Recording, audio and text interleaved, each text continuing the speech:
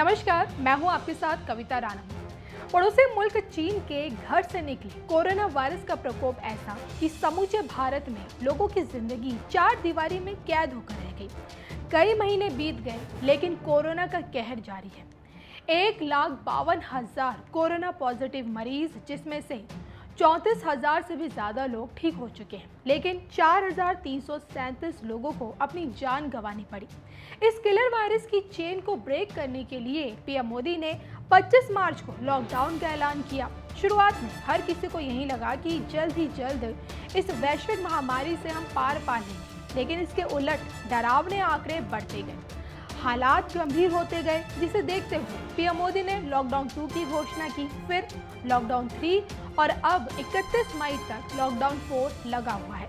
इस बीच दिल्ली, मुंबई, बेंगलुरु, पुणे, सूरत, कोलकाता, चेन्नई जैसे राज्यों को कोरोना ने जकड़ना शुरू कर दिया, तो वहीं गोवा और सिक्किम जैसे राज्य भी हैं जिन्होंने न सिर्फ किलर वायरस कोरोना का डटकर सामना किया, बल्कि इसको हराया भी।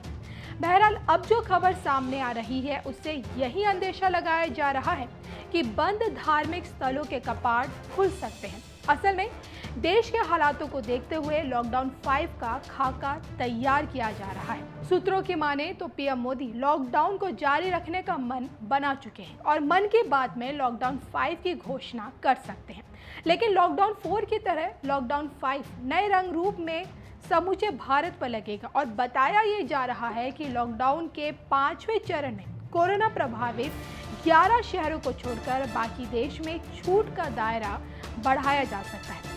कहा जा रहा है कि लॉकडाउन का 5वां चरण 11 शहरों पर केंद्रित होगा, जिसमें दिल्ली, मुंबई, बेंगलुरु, पुणे, ठाणे, इंदौर, चेन्नई, अहमदाबाद, जयपुर, सूरत और कोलकाता शामिल है। ऐसा इसलिए क्योंकि इन शहरों में देश के कुल कोरोना केस का 70% से भी अधिक केसेस इन्हीं शहरों से हैं और इस बीच छूट का दायरा भी बढ़ सकता है। अगर लॉकडाउन 5 का ऐलान होता है तो उसमें ग्रीन जोन के इलाकों में सैलून और जिम खोलने की इजाज़त मिल सकती है और इसी के साथ ही साथ धार्मिक स्थलों पर लगी पाबंदी भी हट सकती है। बताया जा रहा है कि इस चरण में शिक्षा का मंदिर, स्कूल, कॉलेज, मॉल और मल्टीप्लेक्स बंद रहेंगे, लेकिन मंदिर, मस्जिद, चर्च और गुरुद्वारे खोलने की इजाज़त मिल सकती है। फिलहाल बद्रीनाथ और केदारनाथ के कपाट खुल गए हैं, लेकिन भक्तों की एंट्री पर बैन है। लेकिन लॉकडाउन 5 में तमाम एहतियात के साथ श्रद्धालुओं को धार्मिक स्थलों में जाने की इजाज़त मिल सकती है। आपको बता दें कि 25 मार्च से समूचे भारत के धार्मिक स्थल बंद हैं। मंदिर, मस्जिद, चर्च और गुरुद्वारों में लोगों के जाने पर पाबंदी लगी हुई है। भले ही कोरोना भक्त और भगवान के बीच दूरी पैदा करने में कामयाब रहा हो, लेकिन आस्था की डोर को कमजोर नहीं कर पाया।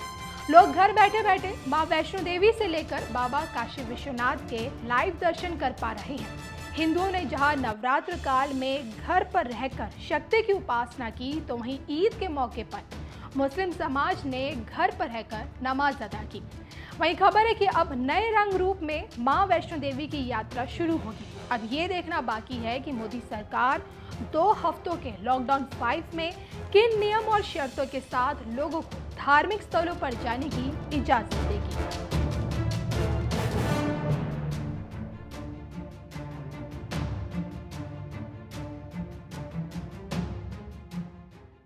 फिर से साइक्लोन ने भारत के तटीय क्षेत्र को, विशेष करके पूर्वी क्षेत्र को प्रभावित किया और उसमें भी सबसे ज़्यादा दुष्परिणाम पश्चिम बंगाल के हमारे भाइयों बहनों को, पश्चिम बंगाल के नागरिकों को, यहाँ के संपत्ति को बहुत हानि पहुंचाई है। साइक्लोन की संभावनाओं से लेकर के लगातार मैं इससे संबंधित सभी लोगों से संपर्क में था। भारत सरकार भी सतत राज्य सरकार के संपर्क में थी। साइक्लोन का नुकसान कम से कम हो, इसके लिए जो भी आवश्यक कदम उठाने चाहिए उसके लिए राज्य सरकार और केंद्र सरकार ने मिलकर के भरसक प्रयास किया। लेकिन उसके बावजूद भी करीब करीब 80 लोगों के जीवन हम नहीं बचा पाए, इसका हम सबको दुख है। जिन परिवारों ने अपना स्वजन खोया है, उनके प्रति केंद्र सरकार, राज्य सरकार और हम सबकी संवेदनाएं हैं और इस संकट की घड़ी में हम उनके साथ हैं। संपत्ति का भी नुकसान काफी होता है, चाहे एग्रीकल्चर हो, चाहे पावर सेक्टर हो, चाहे टेलीकम्युनिकेशन हो, चाहे घरों का उजड़ जाना हो, अनेक प्रकार का, चाहे वो इंफ्रास्ट्रक्चर का हो, चाहे व्यापार जगत से लोग जुड़े हुए हो, चाहे खेती क्षेत्र से जुड़े हुए, हर किसी को नुकसान होता है। आज मैंने हवाई निरीक्षण करके बारीकी से इस प्रभावग्रस्त विस्तार को मुख्यमंत्री जी के साथ, गवर्नर श्री के साथ दौरा करके उसको देखा है। अभी राज्य सरकार ने और मुख्यमंत्री जी ने विस्तार से मेरे सामने जो भी प्राथमिक आकलन है उसका ब्यौरा दिया है।